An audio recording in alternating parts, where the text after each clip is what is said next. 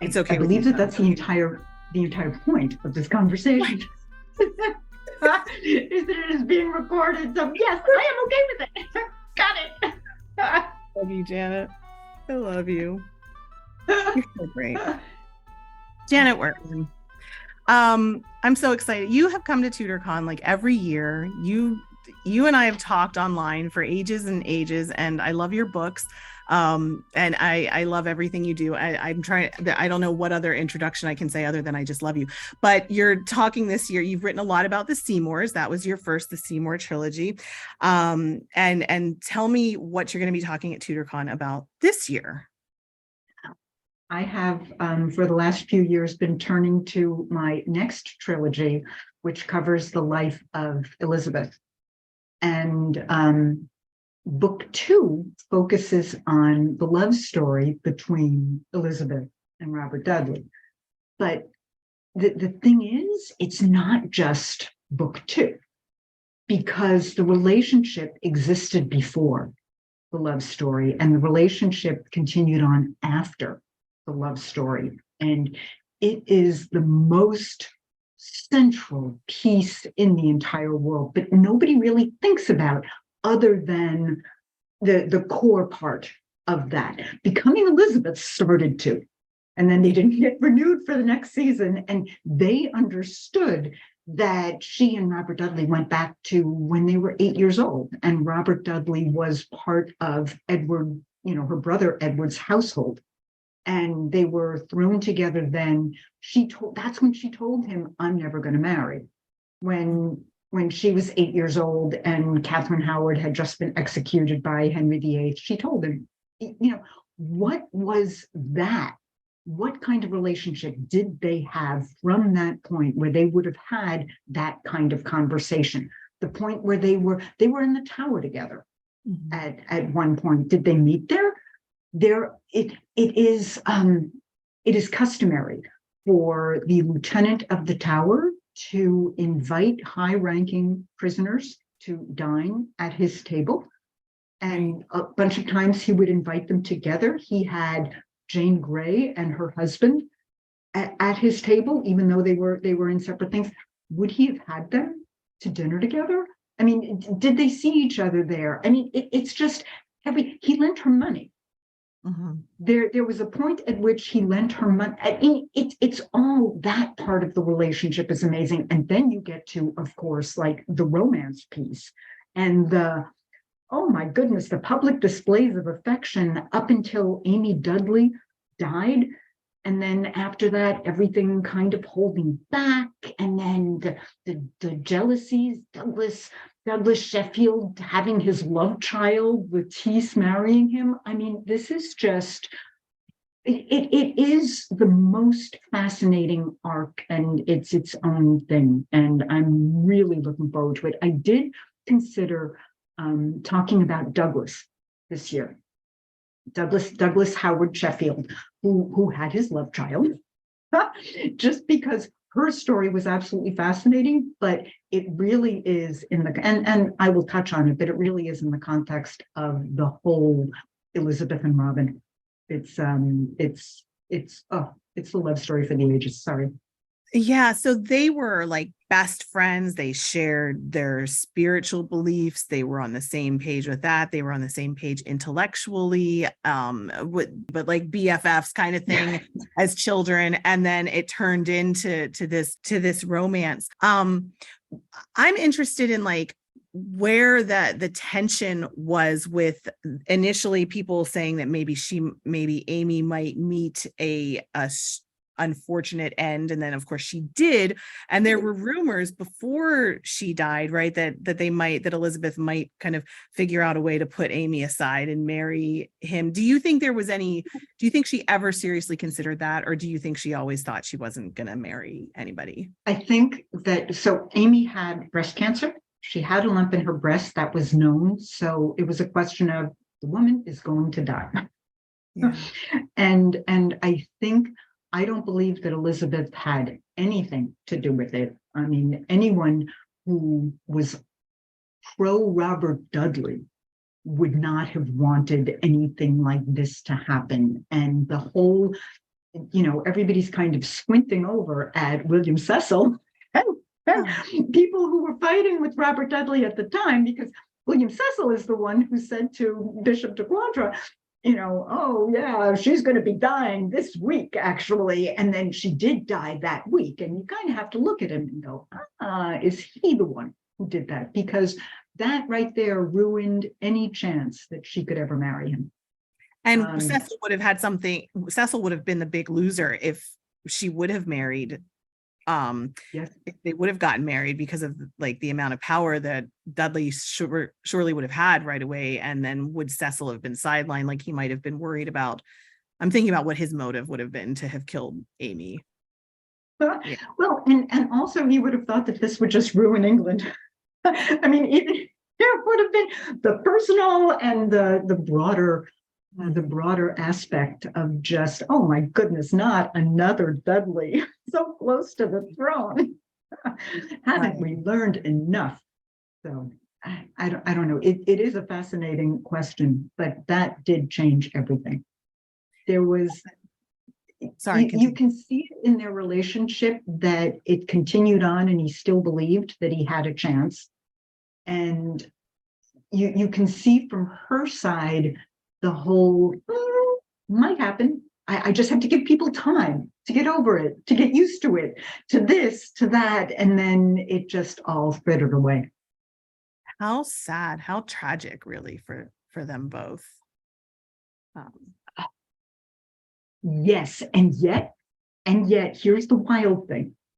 When you consider courtly love, the whole point of courtly love is that the woman is unattainable.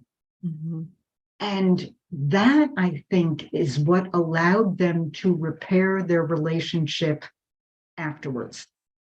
Mm-hmm. After he married Lettice, who you can almost understand, or you can almost see why she understood. Lettice was her cousin's daughter. Lettice was said to look very much like her, or rather very much like a younger version of her, which really kind of pissed her off. Like early on, she looked very much like Elizabeth, but then as time went on, she was like, oh, she's a younger version. And you can just see Elizabeth cringing at that. So he married someone who was just like her. And afterwards, their relationship still could be, you are the unattainable woman. It kind of went back to the point at which they were before Amy died, when they could be just like madly in love, or not really. It was very different, but still there was a little bit of that she got back when he married Lettice. Not that she ever forgave Lettice. Lettice was never allowed back in court. Of course. But you can kind of see how the relationship morphed. And it toned down. I mean, he wasn't as eloquently in love, but they continued. They were close friends forever. Yeah. What got you? What made you want to choose this as the next story, as the next trilogy? Growing up, it had always been Elizabeth. And that had always been, and my first trilogy came about because I wanted to write it. One of the reasons that it was about Elizabeth, it was about Anne Boleyn and Elizabeth. Right. And my first trilogy came about by accident because I wrote Anne Boleyn's story, and then found out 150 pages in that Robin Maxwell had just published The Secret Diary of Anne Boleyn, which was my thing, the dual timeline, same everything. And I was like, oh my God, what am I going to do? And it's like, I'm just going to tell Jane's story. We talked about this in our very first conversation, because I remember I said something like ideas have a shelf life, and it was just funny because I was thinking about it, like ideas come to you, and if you don't take them, maybe they go to somebody else. And we talked about that. Yeah, they absolutely did. But then I wrote about Jane and dithered around with that for a while until it became real to me that Jane's story was best seen in the context of, the real ending of her arc was her son. Mhm. So it was all about the Seymours, and that brief moment during which they had control, kind of like just a flower that arose and that fell down at the end. And it seemed like just a natural thing to continue on the march of time and to go and handle Elizabeth. And I am really happy that it turned out this way, because it's taking all my skill. Everything I learned from the first 3 books is being used for this, because this is the big one. Really? This is the trilogy. This is the one where it's just everything. I've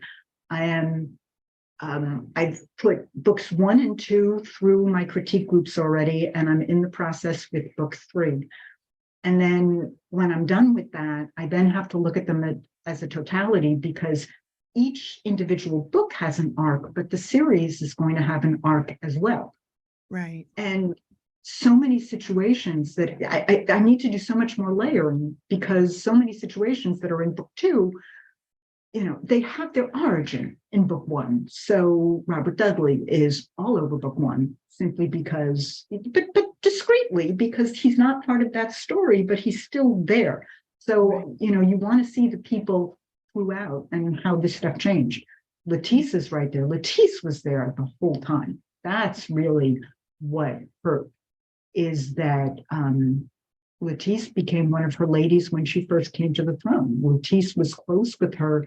Catherine Carinalis was one of her ladies. I mean, they were close for years and years. They used to go watch Robert Dudley play tennis in his shirt sleeves and gossip. She and Lettice and Douglas Sheffield, which is highly ironic. Yeah. Interesting. So what are you, so in your talk at Tudorcon, bringing it back to Tudorcon, a little taster, what can you give people as a little taster of what you'll be talking about at Tudorcon? Oh, all of it. All of it. Including the weird things, like the whole thing with Mary Queen of Scots, where she proposed Robert Dudley as a husband for Mary Queen of Scots. Isn't that weird? Incredibly weird, but was incredibly jealous about the whole thing. And the fact, just talking a little bit more about him, and do you know that he actually met Mary Queen of Scots? They both took the waters together at Bruxton, Oh, for a while. And what would that have been, after she heard about that and, dealt with that? I think she went once, Elizabeth, and then didn't want to go again, and just had the water sent to her so that she could bathe in the spa waters right. in her own home. But I don't know, little things like that. I want to talk about the totality and about their relationship, and about a lot of the little things that we don't usually see and focus on. So I'm really bringing it all in. Your research on this, tell me, I'm fascinated by how you did your research on this. Like, can you tell me a little bit about like what you're reading, what letters you're reading, what your sources are for a lot of this stuff? A lot of biographies. Autobiographies, a ton of, the Elizabethan equivalent of letters and papers, Right. And just the daily things, Elizabeth's own writings. I'm imagining like you must have a whiteboard with timelines of like where people were at different times to figure out where they would have crossed paths and everything. I have the timelines that I have been building for the last literally 20 years, not on a whiteboard. They're pages and pages. And just, separated by, year, month, and again, day, so that you can kind of see everything that's going on and all of the people and where they were. And then just in my actual writing in the Scrivener, I'm writing where this took place, where they were physically, to know and to place everything along those lines. Well, your books are amazing. I'm a huge fan, and I've been a huge fan for a long time, and I'm so excited, and I feel so lucky that you come to Tudorcon, and I know people love seeing you. And I am happy to be there with my puppy. oh yeah, with the puppy. Yeah. Who killed the puppy? Who killed Edward's dog? That's funny. Yeah, so I don't know. I don't have anything else to ask right now. Is there anything you wanna toss in that I didn't ask? Those are the key takeaways. All of the different. Yeah, I'm trying to think if I want to talk about her other suitors or his, and it, no, that is basically, I think we've covered the takeaway piece. Awesome. Awesome. Well, we will see you at Tudorcon then. Thanks for being here. Wait, this is the highlight of the year. Oh, for me too. It's fun. Fun. All right, I will stop recording, and I will thank you so very much for your time. You're a joy to speak with. As always, let me stop.